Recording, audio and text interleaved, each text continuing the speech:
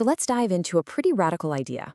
What if all the crises we're facing today, what if they aren't the end of the story, but actually the beginning of a huge transformation? We're going to unpack a vision for humanity's next big chapter, a story that takes us from where we are right now to a completely new stage of civilization. It really all boils down to this one question. For like most of our history, the answer was just survival.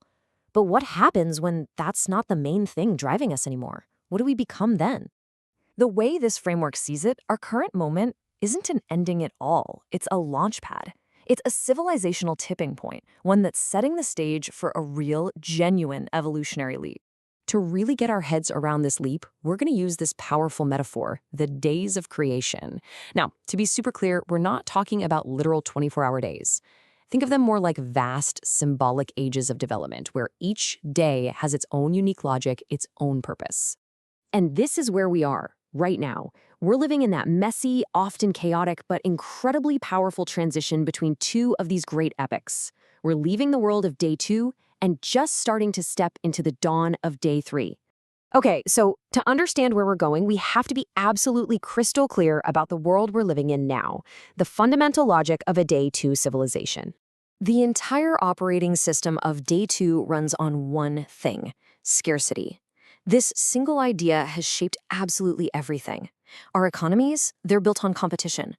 Our survival, it's tied to having a job. Our relationship with the planet, it's all about extraction. It's a logic of separation through and through. What's so wild about this comparison is just how deep the shift goes. I mean, look at the core logic. We go from survival through employment to survival through universal access. Or take poverty.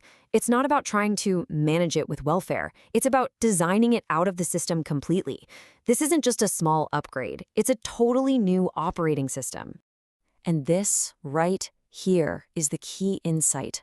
All our current global crises, they aren't actually a sign that we're failing.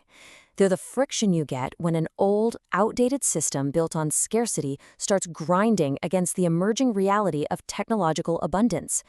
The old world is breaking because the new one is trying to be born. All right, so how do we cross that threshold? How do we get into day 3? Well, it's not some sudden jump. The transition is actually already happening, and you can see it in these clear, observable patterns that are popping up all around us. We're seeing this slow shift from just taking things, extraction, to rebuilding them, regeneration. From economies that need human labor for everything to systems run by automation. From these fragile, centralized grids to more resilient, distributed networks. And maybe most important of all, a move towards making the essentials of life available to everyone. And we have to be really clear on this definition. Abundance, in this context, doesn't mean everyone gets a private jet and a mansion.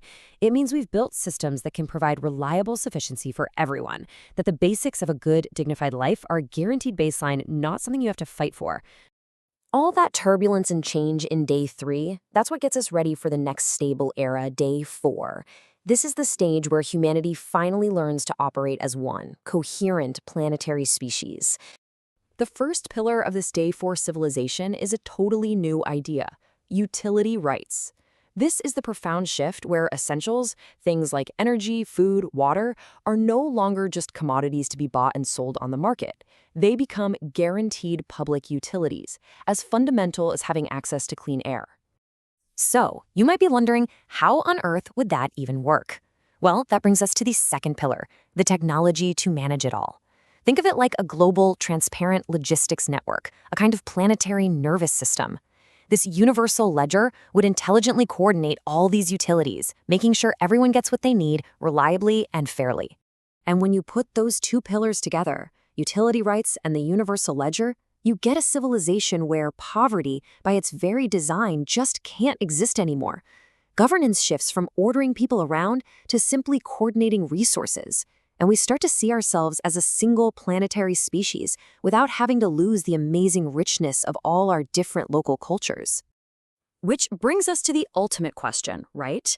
If day 3 is the transition and day 4 is the stable foundation, what is it all for? What happens after we've finally solved the problem of survival for everyone? And here's where the story takes a really surprising turn.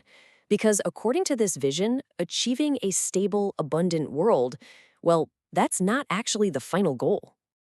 It's just the training ground. It's the qualification phase for whatever is supposed to come next. It's a civilisational test of maturity, the ultimate test. Can a species get its hands on almost unimaginable technological power and learn to use it with wisdom and coherence instead of with fear and control? A species that passes this test doesn't just get better at surviving, it graduates into a whole new way of being. The text we're drawing from gives it a name: the divine human. Now, this isn't some kind of mystical fantasy.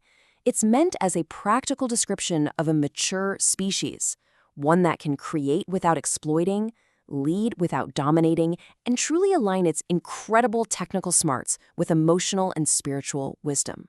And achieving this level of maturity is what unlocks our ultimate purpose.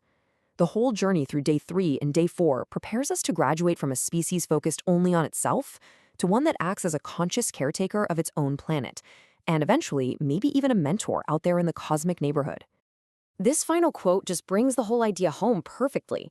Abundance doesn't make us important, it makes us trustworthy. The goal isn't just about gaining power, it's about developing the deep wisdom to actually be trusted with it. So, this isn't some prediction set in stone. It's a potential path. It's a story that's being written right now, in this transition from day 2 into day 3. And that really brings the question right back to us, to you and me. What's our contribution to that story going to be?